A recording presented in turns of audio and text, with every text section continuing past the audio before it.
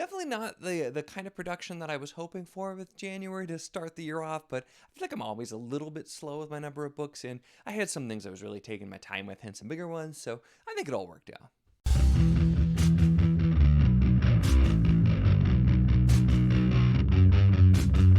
Hello and welcome to my channel. In this video, we are going to be doing my January wrap-up, and this one, will be a little bit shorter than normal. I did not get through a huge volume of actual books, although there were some bigger ones and ones that just took me a bit, and so it was kind of reasonable, but it was still a pretty good month. I had some solid stuff and some stuff I'm excited to talk about, and at least one thing I still need to get a review out for. But we did start it off with the first Boudica book, Dreaming the Eagle by Amanda Scott. Now, I know there's buddy read going on for this in Alan's server, and so I might have to just try to wait, but they're not going to be on book 2 until I think like May, and so that's a long time to wait because I was kind of wanting to continue sooner. So if I don't, I'll pick it up here. But this is historical fiction, and I think you could honestly probably make the argument that it's fantasy. There are still some of those fantastical elements, and most of this is also an invention because it's based on real people in like a real time period, but the actual Boudica, not much is really known about, especially the childhood there, so it's stuff the author's done. But the storytelling here is what really just pulled me in very quickly. Amanda Scott and the way that she writes this story, I just was very invested. And I had some complaints, but most of them were like they came after I was done and thought about it, because during I just really enjoyed everything. And so really enjoyable read. I do have a review on that and pretty much everything we're going to talk about for the most part there, if you do want to hear more. But if you like historical fiction, or you want to try something that's kind of adjacent and has a little bit of a fantasy feel in some ways, that is a good one for sure to check out. And then what I was listening to for a good chunk of the month on audio was Song of the Mysteries by Janie Wirtz. This was, I read the book physically originally when I had my ARC, and so I had never done the audio, and I did started listening to it, and I finished most of it before the live show, but I had a live show that I was doing with the group that I had done with before reading the whole series. We had never gotten around to doing one, and so I'm like, you know what? I'm gonna listen to the audio, try that out, and it was just nice jumping back in the world, getting to listen to the audio version that I hadn't really done much with the series since I read the whole thing physically originally, and so jumped in there. But it is quite long, so that took a really good chunk. So there was a good chunk, a little more than half the month, where I was just listening to that on audio and wasn't doing any other audio, and so that also is part of what slowed me down a little bit. But of course, I love it. It's an amazing book, and just listening to it and looking at things, knowing what's coming, kind of seeing all the more little pieces being set up, just fantastic. So I do look forward greatly to reading the whole series. I'm really having to try hard to resist right now not doing it, since there's that buddy read going on and Talking Stories with his channel and his Discord. I'm trying really hard, but I'm just like, I don't know if I start doing those books physically, I feel like it's going to take so much of my reading time. So I might just kind of casually go, since I think they're doing every other, and see if I can keep up, and we'll see. But yeah, I love that series so much, obviously. And then what I was reading for also a really good chunk of the month physically, Lord and King by P.L. Stewart. This is the third book in the Drowned Kingdom saga, and unfortunately this one I ended up putting down a bit over half way through. It's not necessarily a hard DNF. I might try to pick it back up later. But while I really enjoyed the first 2 books of the series, and it is something that, sometimes will start a little slow, but then really comes through in the back half, this one just really started to feel like things were just like the pacing felt really off, where nothing's really happening. Then all of a sudden there's just feels like there's this forced thing that's happening, and it just happened multiple times, and it really was pulling me out, where it felt like things weren't happening for any logical reason, and it was just like, well, this is where the story needs to go, so it is. And that's one of those things that just really pulls me out of a book, and so I just found myself not really having a good time, and decided to put it down for now. I've gotten to interact with the author quite a lot as well, and he's a great guy and a really strong writer. This was just, I was not really feeling this, so I might try to pick it back up later, but I'll have to see on that. I then did do a couple of things kind of shorter and to mix it up, which include this copy, Sir Gawain and the Green Knight, which isn't a very exciting cover, but this won a patron vote for a classic to read, and I started it and was doing it specifically, I was reading it out loud to my daughter, which was kind of a weird thing. I joked in the review about it too. There was this not quite what I expected, but I really enjoyed this story, and I appreciated it too more than I enjoyed it, I think, as well, because it was really interesting and the type of tale, a lot about it. While this sort of format's not really my thing, it has me very curious to dive into more of this kind of stuff, just because it's interesting. Even if I'm not like, oh, this is amazing, I love this, like I know some people do.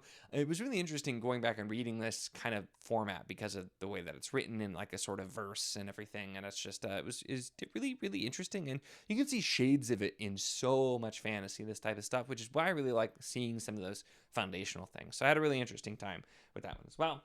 And then as a nice palate cleanser popcorn type read, I did The Sword Saint by Con Iggulden, or C.F. Iggulden, the way it's published on. And this, I did do a video about this series overall. And I don't want to like say, oh, it's just, popcorn. 'Cause sometimes I feel like people could think that's negative. Like, it's so good. It's so entertaining. There's so much action, but there's also a lot of heart.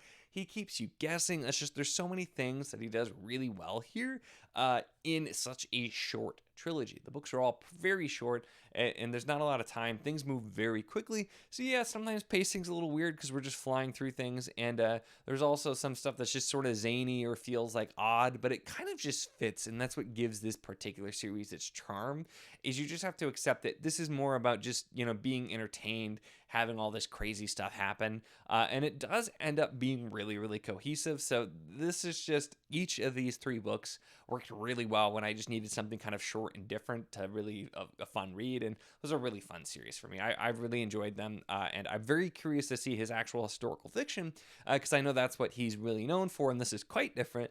So it has me really curious to read more of Con Iggulden's stuff as well after this one. And then continuing with just kind of wanting to do some different stuff, I did a necromancer called Gam Gam by Adam Holcomb. And this one, my review, I mentioned to you, this was not what I was expecting, because I thought this was going to be a comedy, and it's more of like a macabre cozy or something, which is what I think I called it in the review, and I don't know if that's a real term, because it had some of that cozy feel, and I'm not usually a cozy fan. It was also quite dark, though, and very heartbreaking, so it kind of had that heartwarming, heartbreaking type of thing. But this one is just, it explores these characters, and it's this 12-year-old girl who's on the run because some soldiers are trying to catch her, and she meets Gam Gam, who's on her own and, is a necromancer and has those powers, and this girl had potentially those powers as well. And so we're setting up these multiple different magic systems in this world. We're having these references to this bigger picture of like what the world is, and this little bit of world building, while having this tight character story. And there were so many things that were just like, so cute and heartwarming with the way that things were done, while also being really crushing. I just described the plot of this in a little bit more spoilery detail, a little bit to my my wife and my mom, and they both were like, "Oh my gosh, that's so sad." I'm like, "Yeah, it was really sad, but it was like oddly heartwarming as well." So this one I think is definitely worth checking out if you are maybe okay with a little bit more darkness with your cozy, because it is definitely not the normal kind of cozy, although it still has this sort of feel, and it feels like it. So it was an interesting read. I will be curious to do the second one as well, and I think I got through the first one so fast. It was a very short book, and kind of just, I wanted something quick, so I'll have to see how long the second one is, but yeah, I'll definitely be trying that out as well. I've heard good things from people who like this one as well, so that was a good one. And then the other big fantasy that I have been working on for a bit with this month, that I've been doing multi-format here as well, is The Mirror of Her Dreams by Stephen R. Donaldson. And this one I have physically, obviously, and then I also got the ebook and the audiobook, so I was doing all 3 formats because this is a chonker and I wanted to finish it. And I technically did not finish this in January, because I read the last chapter and the last chapter and the epilogue on February 1st, because I didn't quite get to them. It took me less than half an hour to finish, but I was too tired to finish it the night before. And so I mostly got it in time. But this, I have so many thoughts about this. I'm going to do a pretty long review, most likely, for it. This should be out this week. But this is Donaldson continuing to write challenging characters that it can be difficult to root for at times, but a very different character than Thomas Covenant, which I've read the first 2 trilogies and absolutely loved. Very different character, very different world, and just style here. I feel like this is definitely a lower barrier to entry than Thomas Covenant, because Thomas Covenant is a hard character to feel invested in reading because he's terrible, especially in the first trilogy. And so I totally get why people bounce off of that if you really need to feel for the characters. But this one is about, it's another portal fantasy, but it's a girl who is from like a rich family in New York, and she ends up going through a mirror into this fantasy world, following a man, Gerardin, who comes to ask her to come because they're trying to find like a champion, and somehow he ends up with her instead of who they were looking for. But it's this world where mirrors are all magic, and like you can translate things and bring things from other world through mirrors. So interesting magic system, very, very character focused, and just has that really great Donaldson writing without being quite as thick, I would say, as Thomas Covenant. So yeah, I will be talking a lot more about that as well, but I did really enjoy this. It also ends on sort of a cliffhanger, and I want to continue immediately, and so I'm sort of mad because I was gonna wait to multi-format this again, but I don't get another credit until like March, I think, or something, because I only do every other month through Audible, and I already used my other one, so I'm like, crap. So I might just end up having to slowly read physical only for that one, or get the ebook maybe too, but either way, I'll see, because it ends on a little bit of a cliffhanger, and I want to know what happens next, because I really, really enjoyed this one. So I enjoyed really focusing on this. This was the only thing I was reading toward the end of the month as I was doing it, and I quite enjoyed it. But that's it. That is also not a bad month by any means, and it's still got through a pretty good chunk of stuff. But that is everything that I had in January, and then I just did a video talking about everything that I'm planning to get to in February, and I have a lot of stuff there, so hopefully I'll get through a good amount of stuff in that month. But that is it for this one. So let me know your thoughts on any of the stuff that I talked about that I read in January, as well as some standouts or anything from you that you read in the month of January as well. Do you find yourself having a down month of January? Is that just me? I feel like that's kind of normal. I'm usually really pressing to get stuff done by the end of the year, so I'd be curious on that too, so let me know. But that's it for this one. Make sure to give the video a like if you enjoyed it. Check the links in the description, as always, for the Patreon if you want to support what I do, as well as the Wizardly Enclave Discord if you want to chat books, whether any of these books, other books, really anything at all. It's a lot of fun. We'd love to have you. And of course, if you enjoy my content, make sure to subscribe.